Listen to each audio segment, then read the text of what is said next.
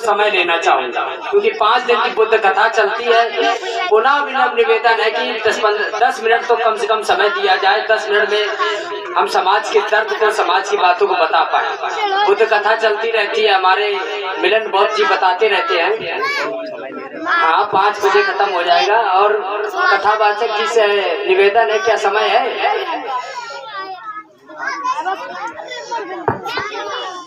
तो सबसे पहले बहुजन समाज में जन्मे समस्त महापुरुषों को नमन। तथागत बुद्ध, छत्रपति साहू जी महाराज, शिवाजी महाराज, उत्तर भारत के पेरियार ललई सिंह यादव, डॉक्टर रामस्वरूप वर्मा, वीरांगना फूलन देवी, संविधान निर्माता बाबा साहब अम्बेडकर, बहुजन नायक मानवर काशीराम साहब एवं मूल निवासी समाज में जन्मे समस्त महापुरुषों को मैं अभिनंदन करता हूँ, नमन करता हूँ। तो मैं यहाँ समस्त भीड़ से कहना चाहता हूँ कि मैं यहाँ पर कोई भाषणबाजी करने नहीं आया हूँ। तो मेरे साथ में आए हमारे गुरुजी legal adviser Bhim Army Adeep Kumar Gautam ji, बड़े भाई वीरेंद्र बहुजन भीम आर्मी मंडल अध्यक्ष, और हमारे साथ में 3-4-5 साल से समाज के कार्य में लगातार साथ सहयोग करने वाले शिवम सिंह गौतम, सभी साथियों को मैं धन्यवाद करना चाहता हूँ। तो इस गांव में चल रहे समस्त कमेटी का और वे समस्त माताओं का, बहनों का, बुजुर्गों का, नौजवानों का मैं सबका हृदय से वंदन और अभिनंदन करता हूं। और सबसे ज्यादा इस कमेटी के सभी सदस्यों का मैं हृदय से वंदन अभिनंदन करता हूं, जो आपने इतना भव्य कार्यक्रम लगवाया। तो आज इस गांव में बुद्ध कथा का आयोजन हो रहा है, और ये आयोजन लगभग कानपुर देहात के कई गांव में हो रहा है, और देश के कोने कोने में बहुजन महापुरुषों की विचारधारा पर आधारित कार्यक्रम लगातार लगाए जा रहे हैं। तो लेकिन उसके बावजूद हमारे लोगों को अपने मिशन के बारे में जानकारी नहीं है। हमारे लोग बुद्ध कथा सुनते हैं और सुनने के बाद मनोरंजन लेते हैं। यहाँ पर गाना बजता है, मनोरंजन लेते हैं, मनोरंजन लेने के बाद अपने घर चले जाते हैं और उनको पता ही नहीं चलता कि बहुजन मिशन क्या है। हमारे लोग ये नारा भी लगाते हैं कि बाबा तेरा मिशन अधूरा और हम सब मिलकर करेंगे पूरा, ऐसे नारे भी लगाते हैं।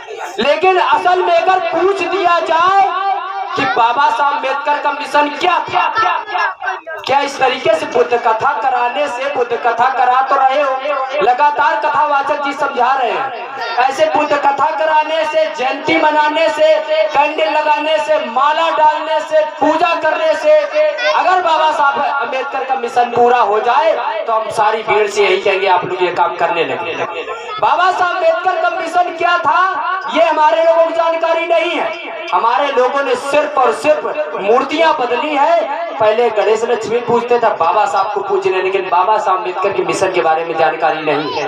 अगर बाबा साहब अम्बेडकर के मिशन के बारे में हमारे लोगों को असल में जानकारी होती तो बाबा साहब अम्बेडकर को मरे हुए 64-65 साल हो गए और संविधान में 131 संशोधन हो गए। हमारे लोगों को जानकारी नहीं है, क्योंकि बाबा साहब अम्बेडकर का मिशन क्या था ये जानकारी नहीं लेना चाहते। बाबा साहब अम्बेडकर का मिशन था समता, स्वतंत्रता, बद्धता, न्याय पर आधारित लोकतांत्रिक राष्ट्र का निर्माण होना चाहिए। क्या हमारे लोगों की समस्याओं का समाधान हुआ?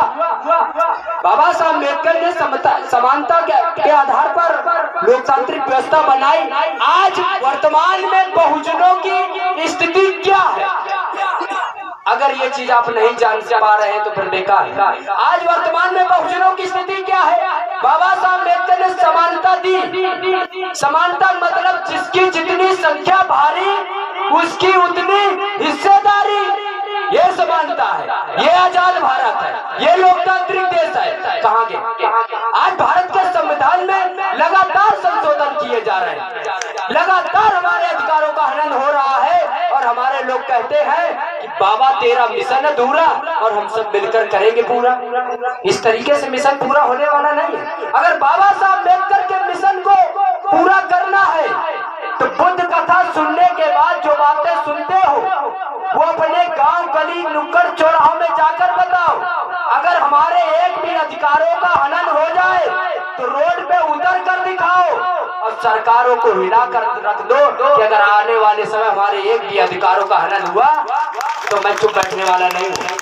मैं यहाँ की समस्त भीड़ से कहना चाहता हूँ कि कृपया ताली मत बजाएं, क्योंकि ताली बजाने का मतलब मजा आ रहा है। हमारे लोग हमेशा से नेताओं के भाषण सुनते हैं, ताली बजाते हैं और नेताजी कहते हैं आने वाले समय में आपकी स्थिति बहुत बुरी होने वाली है। अगर लच्छेदार भाषण दिया तो उसमें भी ताली बजा देंगे। नेताजी बोलत बहुत अच्छा है, नेताजी क्या बोल रहे ये मतलब नहीं, बोलत बहुत अच्छा है। किसी नेता ने आपको संविधान के बारे में जानकारी नहीं दी। मैं यहाँ की भीड़ से कहने यहाँ पर आपके यहाँ बहुत से नेता आएंगे और यहाँ पर लच्छेदार भाषण देंगे और कहेंगे कि मैं ही हूँ जो समाज का शुभचिंतक हूँ, आने वाले चुनाव में हमको वोट करना। तो मैं यहाँ पर बैठी उपस्थित जनसमूह से कहना चाहता हूँ कि आने वाले समय में चुनाव में जब कोई प्रत्याशी वोट मांगने आए तो उससे एक सवाल करना कि जब SC/ST एज खत्म हो रहा था तब आप कहाँ थे? जब निजीकरण हो रहा था तब आप कहाँ थे? जब हमारा आरक्षण खत्म हो रहा था तब आप कहाँ थे? जब NRC के तहत हमारे लोगों की नागरिकता छीनी जा रही थी तब आप कहाँ थे? आप लोगों को अगर नेता चुनना है तो नेता उसको चुनिए जो हमारे संवैधानिक अधिकारों की